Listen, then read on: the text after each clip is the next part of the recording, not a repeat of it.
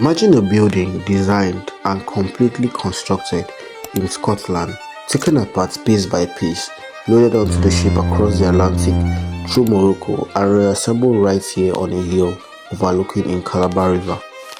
Welcome to Old Residency Museum in Calabar, Nigeria's first capital. The Old Residency Museum was a prefabricated building. It was prefabricated in England and brought to Calabar and erected here in 1884. It was used as the British colonial administrative headquarters. Calabar became the Southern Protectorate headquarters as far back as 1900. Then in 1902, when Calabar, the Southern Protectorate, amalgamated with the Lagos colony, the headquarters now shifted to Lagos. So this building was declared a national monument in 1959, shortly after the colonial masters left here. When it was declared a national monument, it was now handed over to National Commission for Museums and Monuments, which now turned it into a museum to be able to harbor the relics of the remains of the colonial activities and then the cultural activities and traditions of the people of this crossover region. What makes Old Residency Museum unique is the incredible durability inside its walls. On one hand, it holds the largest collection of original, legal, constitutional, and administrative documents from pre-independence Nigeria. Before the Portuguese discovered Africa, they were trading with the Red Indians. There was this time they had intertribal war with the Arabs. So the Arabs blocked all land routes to India. As we're looking for a way to go back there through the sea, they discovered Africa. When they came to Africa, they came to trade with us. But when they came and saw that our men were strong and brave and could work in their plantation more than the Red Indians, they decided to buy slaves. So they gave us some things in exchange for slaves. They gave us things like brass basin, sword, bead, pipe, manillas, and the gin bottles. Those gins, they told us, were blood tonic. And when our people take it, it will intoxicate them, and then they start giving us slaves. Because back then, our people practiced what was known as domestic slavery. So it was easy for them to give out slaves. Then after taking the contents, the blood tonic as per se, they used the empty bottles to put. Since there were no cameras then, and the Benin people could carve very well. So they carved the Portuguese soldiers. This is what they were like. And here we have navigators, Christopher Columbus and Prince Henry. Yeah, that showed them the sea route to Africa. It was Prince Henry that showed them the sea route to Africa. Yeah. So these are some West African countries that practice slavery. Here we have shackles. They were used to chain the slaves as they've been taken to the coastal area where they were sold out. You can see how they chain them here. They put it around their neck, connect it to the next person until it gets to the very last. Most times they put it on their legs so that they won't be able to run away. Here is a stubborn slave. He's been tied up and made to face the sun. This was the kind of punishment that was being melted on him. But this punishment leads him to death. So he will take that position until he's dead. So this was the slave market. This market was at Atenium in Odupani local government here in Cross River State. So over 100 slaves were sold there every market day. They buy them with copper rods. Copper rods were like money used in those days. They were called manillas. About 28 to 37 was used in buying a female slave. About 38 to 48 for a male slave. The males own were more because they are stronger than the females. Yeah. So here's an ebony of the slave that's working in the plantations. His mouth is being tied up for two reasons. One, so that he won't test what he's producing, assuming he's in a sugarcane plantation, so that he won't eat any of those sugarcane. Secondly, so that he won't plan with his fellow slave on how to run away. That's why they tie up their mouths. Yeah. So they couldn't talk. Yeah. So after getting them from the market, that's how they pack them in the ship. On their way, they throw out sick ones and stubborn ones into the sea. Here is Captain Hughescroft of Liverpool. He deals on slaves. He'll come down here and buy. When he gets there, he sells. He doesn't come alone, but because he was a major buyer, so they all put their slaves in the same ship. How do they identify them? They brown them. So he might want to brown his on the forehead. So they'll put iron in fire when it's hot, place it on their forehead. Mr. B might want to brown his on right cheek, right shoulder, left shoulder, so that the moment they get there, they will all identify their slaves. Yeah. But there was this period they discovered a machinery that could work more than human beings, so they decided to abolish slavery. So these were some of the people who fought for the abolition of slave trade. We have John Newton, Thomas Clarkson, William Wilberforce, Henry Sharp, and John Wesley. Those are liberated slaves. Those are the ones that now form what we call the Black Americans. Over here were some chiefs who refused the colonial masters into their territory. They were captured and sent on exile. We have King Jaja of Opobo, Oba of Orowem of Benin, and Nana of Ishekiri. They were all put in a prison here in Calabar, but later King Jaja was taken to West Indies. Oba of Orowem was left here, and then Nana was taken to Ghana. That's why the Ghanaians called their chiefs Nana. Those were some of the things that were plundered from the Benin Kingdom when they captured their chiefs. Alright, so guys, we're going down to the underground where the slaves were put. So, this is probably the underground. Jesus Christ. This feels, come on, let's look at this. So this was the prison where those three chiefs were kept. Oba of Orowem, Nana of Ishekiri, and King Jaja of Opobo. You can see how thick the wall is. There was no window here. We created this window now because we are using it for cyber cafe. So they throw them in here and keep them as long as they want to. There is a door, a staircase here leading up. That's where they bring food to them and so forth. But we have equally blocked it because it's no more a prison.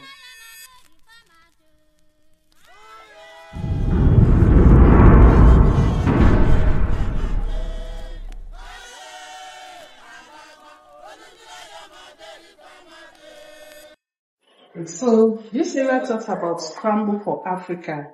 You see, when they all came, they were struggling who will rule. So that was what led to the Berlin Conference of 1884. After the conference, we fell under the British rule. That's why we have them as our colonial masters. But then it was not easy for them to rule us. So they picked some of our chiefs, trained them, and then rule us through those chiefs. That was when they introduced indirect rule. So these were some of those chiefs that were trained to rule us. We have Chief Daniel Henshaw, the native political agent of Old Calabar and Eket. We have Chief Koko Otubasi. We have Chief Cookie Gang, Chief Young Briggs, the warrant chief of Abonima, Long John, chief of Bonny Island. Yeah. Sincerely speaking, it's actually very well thinking about the conversations that happened on these very lawns. I'm speaking about the treaties that were signed, fates decided, and the slow evolution of a nation from colony to an independent giant. So you've actually made it this far. Don't forget to subscribe, like, and leave a comment on how slave trade and colonization has affected your city. What we have here were equally used as medium of exchange. We have cowries, beads, different shades of beads, rubber, and the chain bottles. They were all used as medium of exchange. Since there were no banks in those days, this was how people displayed their wealth. They wear it all over them to show how wealthy they were. All this money, they are called manillas. I'm surprised. So we have them over there. These are the manillas. Remember I told you they used 28 to 37 for a female slave. This is it. Okay, 28 to 37. Of this to buy a female slave, yeah. And then 38 to 48 for a male slave. So that's it. That's the copper, but it's not called copper. They call it Manila money. Oh, okay. So this is money. This money for them as a yes, yeah. Wow, this is interesting. This was money. After the Manillas, we started using coins.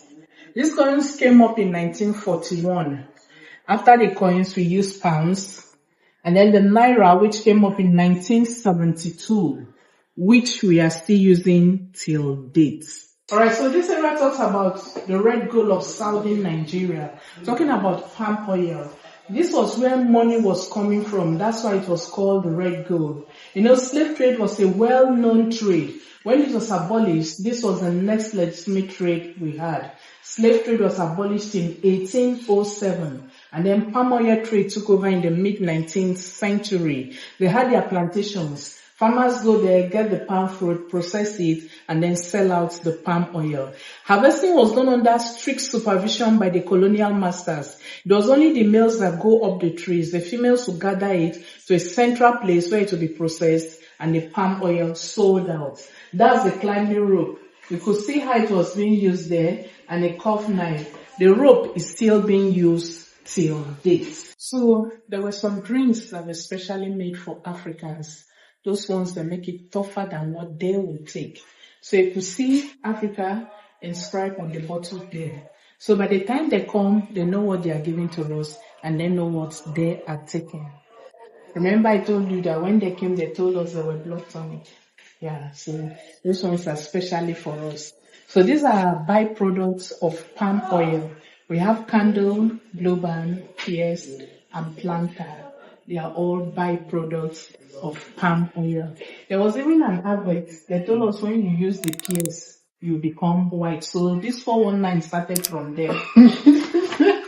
So you can see it there. He has seen him here as a black man. He has used the soap. They call it Pierce transparent soap. So after using it, he became white. According to them. As we journey through this history, we begin to uncover the deep connection between the past and the reality. Trade among fellow Africans, one shaped by survival, power, and opportunity, has in some instances been replicated and exploited in new forms. The honest truth is, the remarkable strength, resilience, and resourcefulness of the African people have always been enough to build a thriving community. In the next chapter of our journey, we will explore how these interactions, choices, and consequences contributed to the foundation of modern civilization, and how the echoes of the past continue to shape the reality of the present. Alright, so we're trying to go upstairs to see what's up there and everything. Let's just go. Point is, if we don't sell African stories, nobody will tell us, you know? That's the whole point about this thing. Sell African stories, because people will tell you a different story about Africa, what's going on in Africa. That's the whole point. Right, so those areas you are seeing over there by the riverside, that was where Calabar started before it started spreading to wherever Calabar is right now. So that area is called Old Calabar. The colonial masters stay here, view everything that was happening over there. They see when a ship comes in and when it was leaving. So this place was called Government Hill because it was the seat of government. Now there's a bell down there. That bell used to be in Old Calabar. So that each time a ship comes in, a slave will ring the bell to alert the colonial masters that the ship is coming in. Let's talk about Cross River region. Cross River region here includes Ebonyi, Enugu, Benue, Anambra, Imo, Abia, Rivers, Akwa Ibom, part of Cameroon, and then Cross River State itself. That's basically almost south. Yeah. It's talking about nature and culture. So we know that nature are those things created by God. And then culture is a way of life of a people. So that's what this area will be talking about, nature and culture. So here we have pottery. Pottery here was our culture. This was what we were doing before the interference of the European culture. They were used for cooking, they were used for storage, for burial purposes, decorations, marriage rites, and for religious purposes. So here we have a large pot with applied designs on it. We have figure of a man, we have manila, we have pipe, and then we have the CBD sign. This sign is to show you that before they came, we had our own way of communicating. And then here we have terracottas. Terracottas are heated clay pots. They were used for cooking, for storage, for decorations, and so forth. We have two types of terracottas. We have the clay and the brass terracottas. So over here we use the clay, and the Benin people use the brass terracottas. Here we have anthropomorphic figurines. They are called anthropomorphic because it has nature and culture. In those days, since there were no cameras, each time they make beautiful hair, especially if it's coming from the king's palace, they will carve and keep, so that next time they want to make that same hair, they will go through the carvings. You remember what? Yeah. These are headrests. There were no hospitals. So when one is sick and they have tried, they cannot revive the person. The head of the family will burn some incense in it, place his head on it. It will transit him to a spirit world where he will go see his grandparents or great-grand, and they will tell him what to do to revive that person. And once he does it, they will be able to revive that person. So there we have monolith.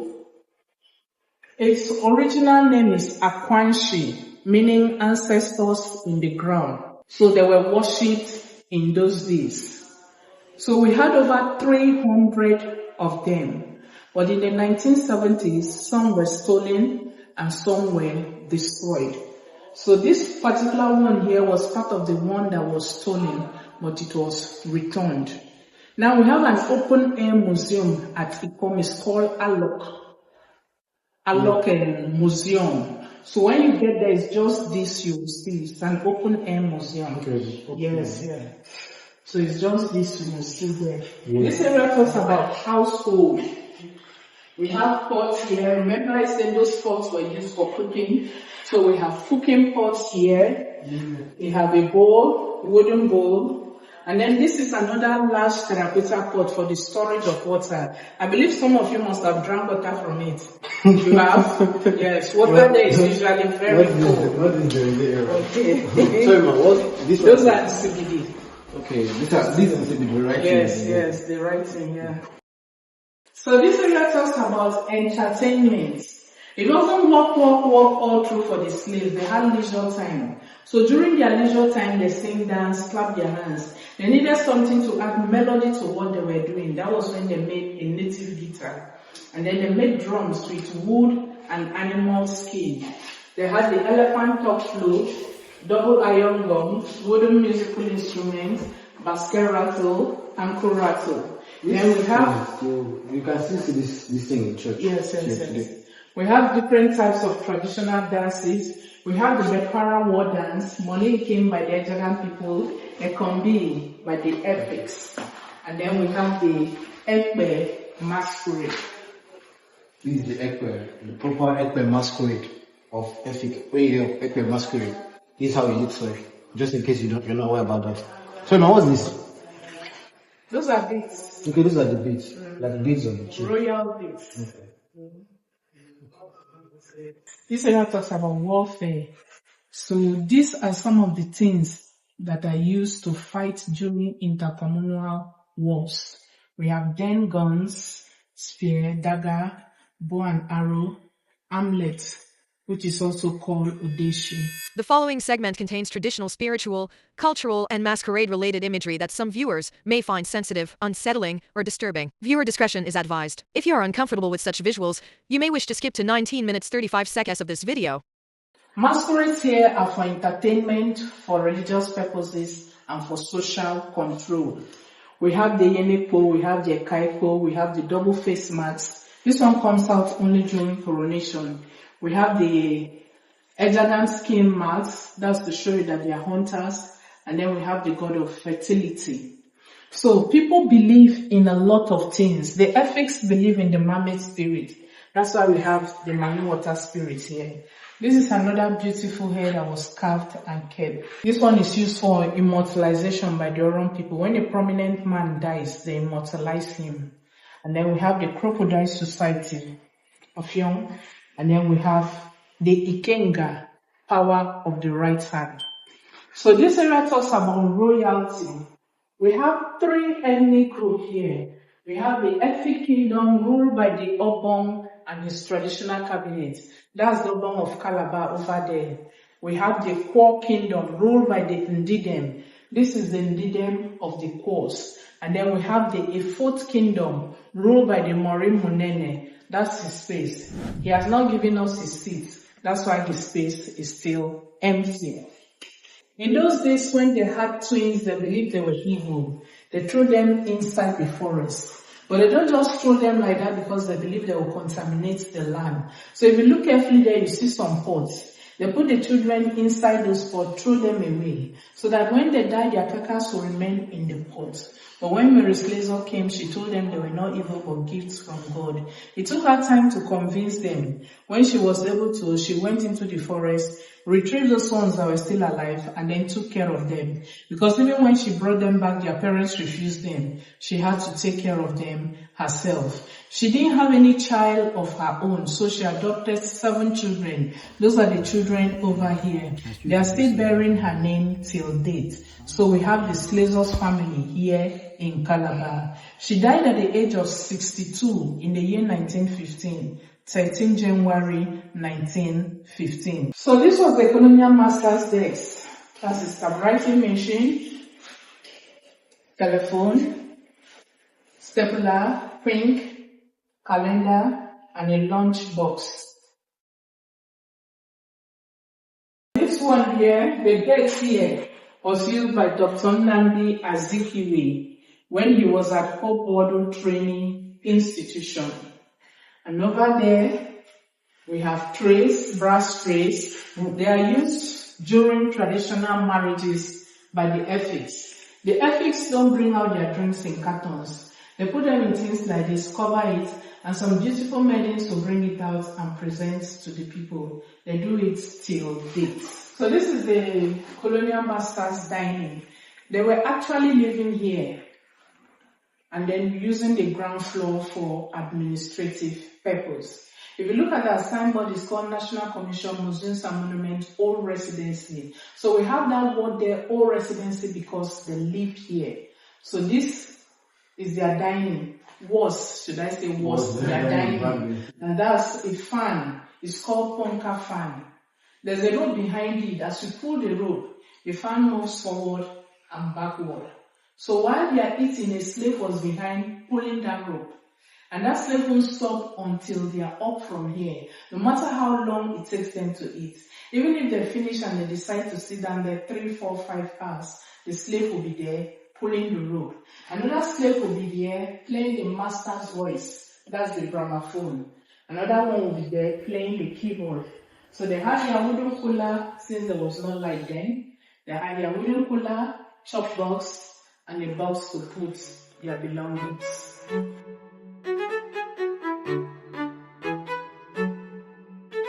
History isn't just something we read in textbook. It's a physical space we can walk through. The Old Residency Museum isn't just a Calabar treasure. It's a monumental piece of global puzzle that shaped modern Nigeria. Have you ever visited a museum that left you speechless? Let me know in the comment section below. Don't forget to hit that like button and subscribe for more African histories and travel adventures. I'll see you in the next video. Thank you.